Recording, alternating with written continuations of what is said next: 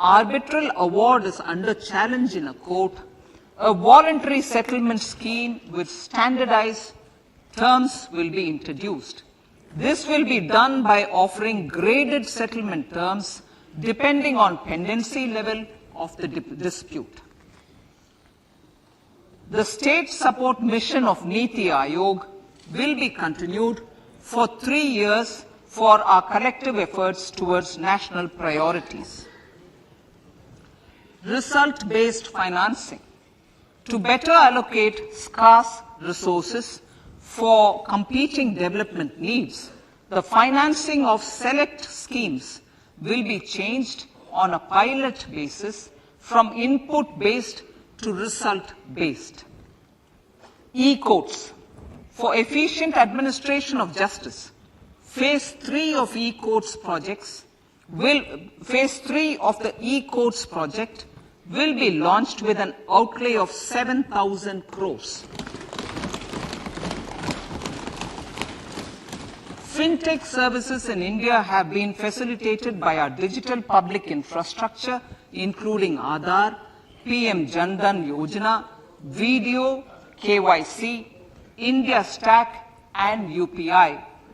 To enable more fintech innovative services, the scope of documents available in DigiLocker for individuals will be expanded.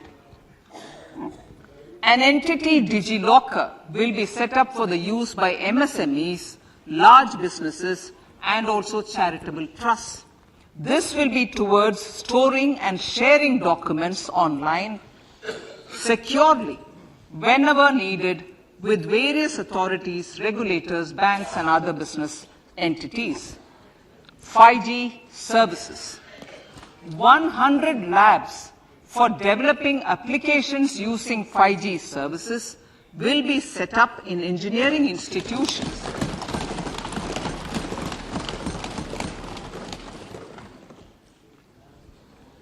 To realize a new range of opportunities, business models, and employment potential, the labs will cover, among others, applications such as smart classrooms, precision farming, intelligent transport systems, and healthcare applications.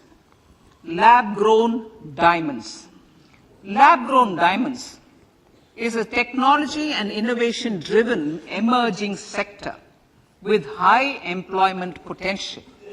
These environment-friendly diamonds, which have optically and chemically the same properties as natural diamonds.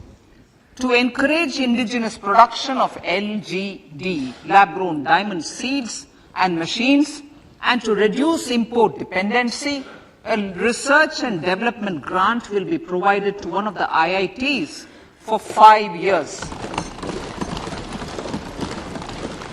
To reduce the cost of production, a proposal to review the custom duty on LGD seeds will be indicated in Part B of the speech. I come to the fifth priority, Honorable Speaker, sir, green growth.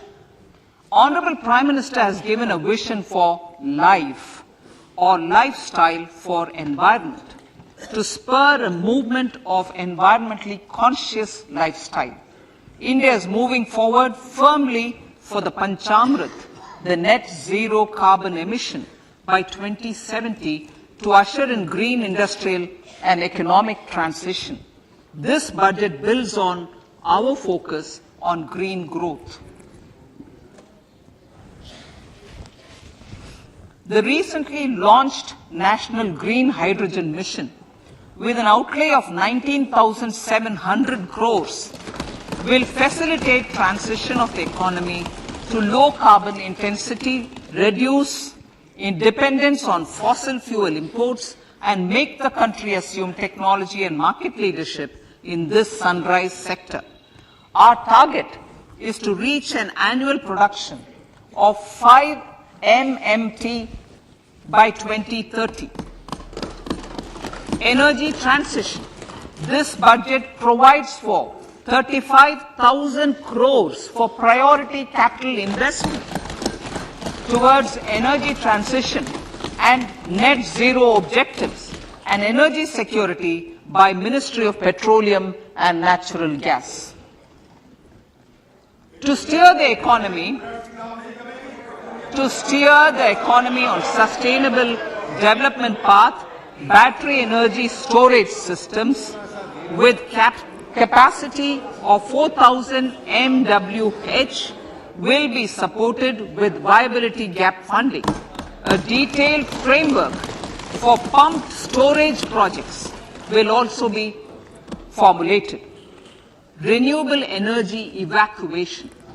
The interstate transmission system for evacuation and grid integration of 13 gigawatt renewable energy from Ladakh will be constructed with investment of 20,700 crore, including central support of 8,300 crores. Green Credit Program. For encouraging behavioral change, a green credit program will be notified under the Environment Protection Act. This will incentivize environmentally sustainable and responsive actions by companies, individuals, and local bodies, and help mobilize additional resources for such activities. PM Program for Restoration, Awareness, Nourishment, and Amelioration of Mother Earth, PM Pranam, will be launched to incentivize states and union territories to promote alternative fertilizers and balanced use of chemical fertilizers. Gobardhan Scheme. 500 new waste to wealth plants under Gobardhan, galvanizing organic bio-agro resources done. Gobardhan scheme will be established for promoting circular economy. These will include 200 compressed biogas plants, including 75 plants in urban areas, and 300 community or cluster-based plants at a total investment of 10,000 crores. I will refer to this in Part B also. In due course, a 5% CBG mandate will be introduced for all organizations marketing natural and biogas. For collection of biomass and distribution of biomanure, appropriate fiscal support will also be provided. Bharatiya Prakritik Kheti Bio Input Resource Centers. Over the next 3 years, we will facilitate 1 crore farmers to adopt natural farming. For this, Honorable Speaker, 10,000 bio input resource centers will be set up, creating a national level distributed micro fertilizer and pesticide manufacturing network. Mishti.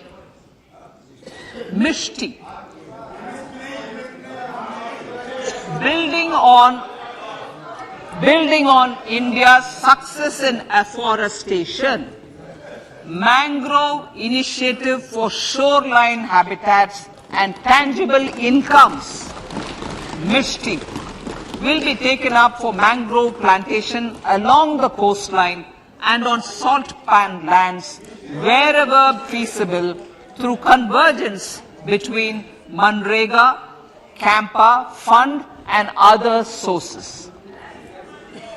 Amrit Dharohar.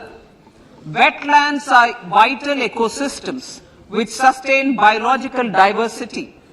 In his latest Mann Ki Baat, the Prime Minister said, now, I quote, now the total number of Ramsar sites in our country has increased to 75, whereas before 2014, there were only 26, unquote. Local communities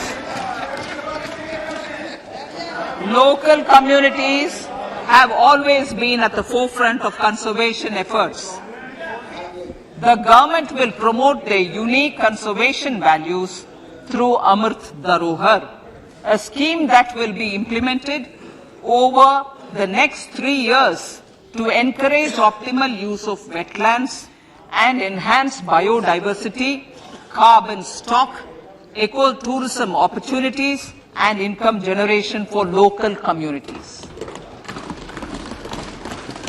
Coastal shipping. Coastal shipping will be promoted as the energy efficient and lower cost mode of transport, both for passengers and freight, through PPP mode with viability gap funding. Vehicle replacement. Vehicle replacement is an important continuing policy, replacing the old political,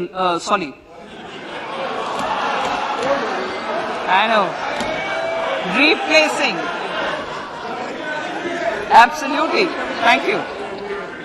Replacing old polluting vehicles. Maybe applicable, right?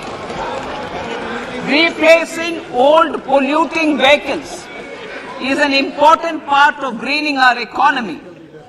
In furtherance of the vehicle scrapping policy mentioned in Budget 21-22, I have allocated adequate funds to scrap old vehicles of the central government.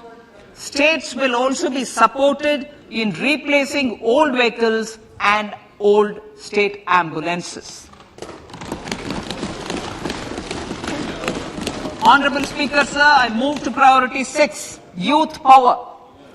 To empower our youth and help the Amrit PD realize their dreams, we have formulated the National Education Policy, which is very wide in its scope, but one of the things is also to focus on skilling, adopted economic policies that facilitate job creation at scale and have supported business opportunities. Pradhan Mantri Kaushal Vikas Yojana. Pradhan Mantri Kaushal Vikas Yojana 4.0 will be launched to skill lakhs of youth within the next 3 years. On-job training, industry partnership, and alignment of courses with needs of industry will be emphasized. The scheme will also cover new age courses for Industry 4.0 like coding, AI, robotics, mechatronics, IoT, 3D printing, drones, and other soft skills. To skill youth for international opportunities, 30 Skill India International Centers will be set up across different states. The digital ecosystem for skilling will be further expanded with the launch of a unified Skill India digital platform for enabling demand-based formal skilling, linking with employers including MSMEs, and facilitating access to entrepreneurship schemes. To provide stipend support to 47 lakh youths in 3 years, direct benefit transfer under a pan-India national apprenticeship promotion scheme will be rolled out. Tourism. Honorable Speaker, sir, with an integrated and innovative approach, at least 50 destinations will be selected through challenge mode. In addition to aspects such as physical connectivity, virtual connectivity, tourist guides, high standards for food streets, and tourist security, all the relevant aspects would be made available on an app to enhance tourist experience. Every destination would be developed as a complete package. The focus of development of tourism would be on domestic as well as foreign tourists.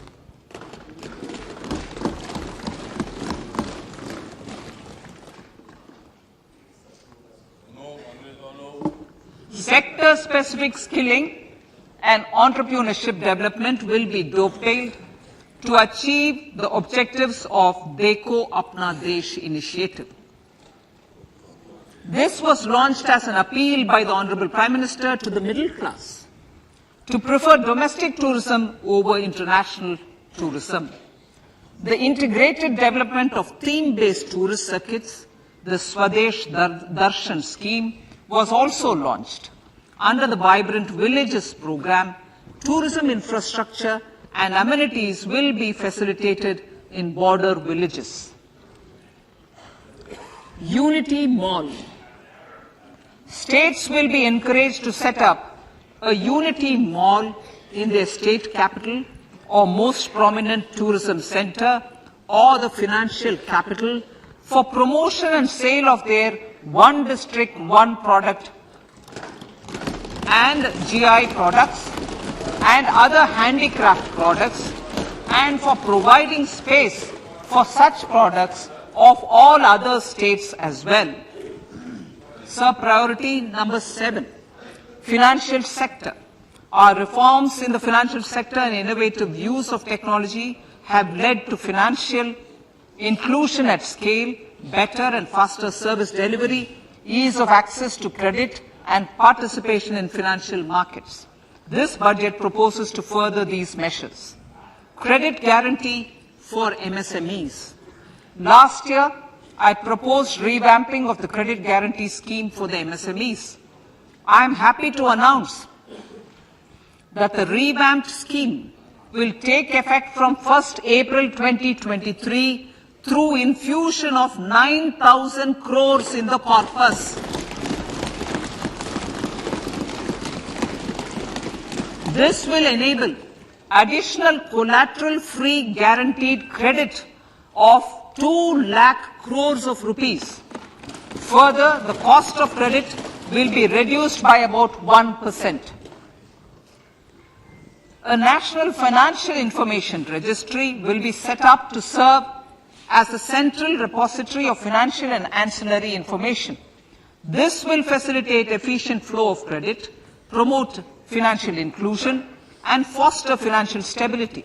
A new legislative framework will govern this credit public infrastructure and will be designed in consultation with the RBI. To meet the needs of Amritkal and to facilitate optimum regulation in the financial sector, public consultation, as necessary and feasible, will be brought to the process of regulation making and issuing subsidiary directions. To simplify, to ease, and to reduce cost of compliance, financial sector regulators will be requested to carry out a comprehensive review of existing regulations. For this, they will consider suggestions from public and regulated entities. Time limits to decide the application under various regulations will also be laid down. Honorable Speaker, sir, to enhance business activities in GIFT IFSC, the following measures will be taken. Delegating powers under the SEZ Act to the IFSCA to avoid dual regulation. Setting up a single window IT system for registration and approval of IFSCA, SEZ authorities, GSTN, RBI, SEBI, and IRDAI. Permitting acquisition financing by IFSC banking units of foreign banks. Establishing a subsidiary of Exim Bank for trade refinancing. Amending IFSCA Act for statutory provisions for arbitration, ancillary services, and avoiding dual regulation under the SEZ Act, and recognizing offshore derivative instruments as valid contracts. Honorable Speaker, sir, data embassy. For countries looking for digital continuity solutions, we will facilitate setting up of their data embassies in GIFT IFSC.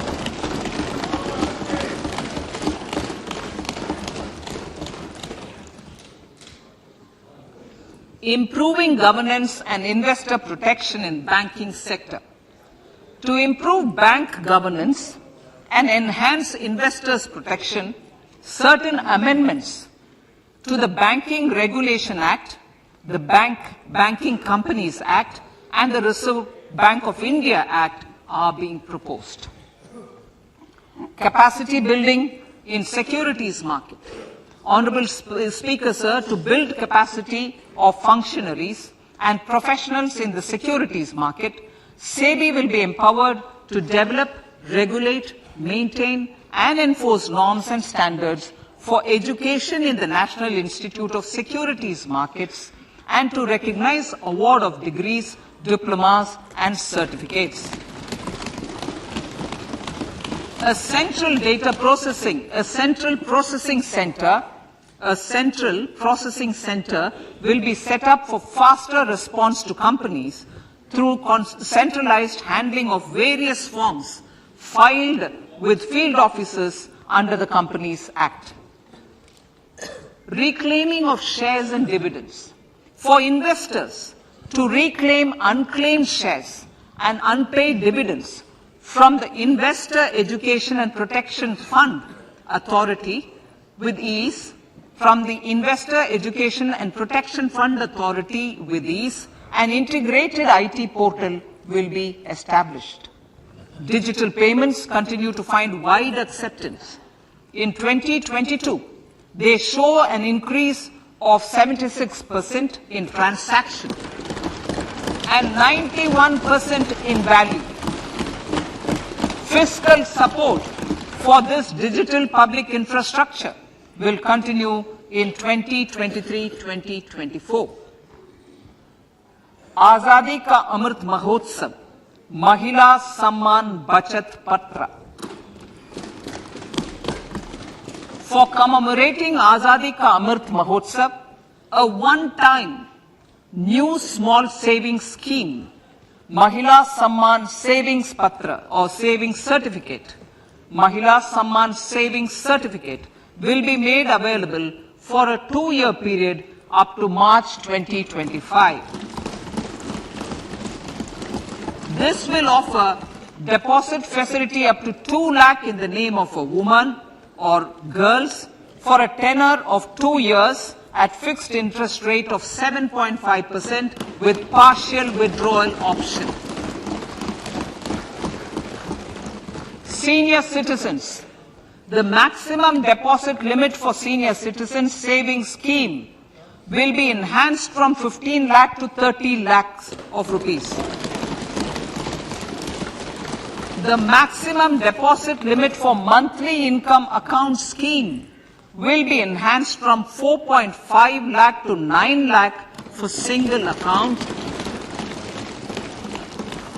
and from 9 lakh to 15 lakh for joint account. Honorable Speaker,